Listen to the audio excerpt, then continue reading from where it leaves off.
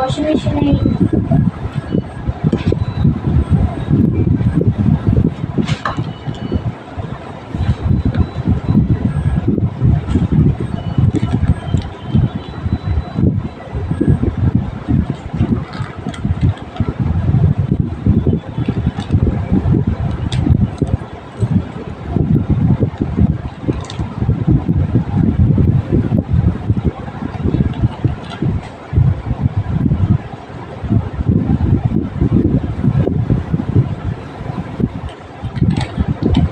అపోస్తలులు పరిశుద్ధాత్మ చేత నింపబడినారు.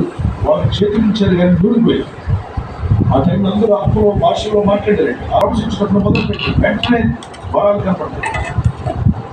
అపోస్తలుల కార్యం 44-45 వచ్చినప్పుడు అసలు ఆ చేతిలో పెట్టిన నూనె రాయన ఆయన ప్రసంగం చేస్తున్న పేదల ప్రసంగం అన్ని జనులు కూర్చొని శ్రద్ధగా వాక్యం పరిశుద్ధాత్మ వారి మీద దిగి వచ్చారు. అందరూ అన్ని భాషలు మాట్లాడడం ప్రారంభించాడు. నూనె రాయలేదు, చేతులు కూడా పెట్టారు. ప్రసంగం చేసుకుంటేనే ఆత్మ దిగి వచ్చింది. ఈ అమేజింగ్ నైట్స్ లో కూడా పరిశుద్ధాత్మను ఎంత దూరంలో ఉన్న నీపై ప్రభు తాకి మరి ఇక్కడ ఈ దేశంలో ప్రార్థన చేస్తున్నాం. విదేశాల్లో ఎంతమంది వాక్యం పెట్టినారు కదా. అవునా? మరి వారు కూడా వేలుకుందాం, వారు కూడా కాకపోతామని చెప్పంటారు. వాళ్ళ దగ్గరికి మనం వెళ్ళలేదు, వాళ్ళ తల మీద మనం నూనె పోయలేదు. మరి ప్రభు ఎలా కార్యం చేస్తున్నాడు? ప్రభు అంతగా ఉన్నాడు. నూనెతో వస్తువులతో సంబంధం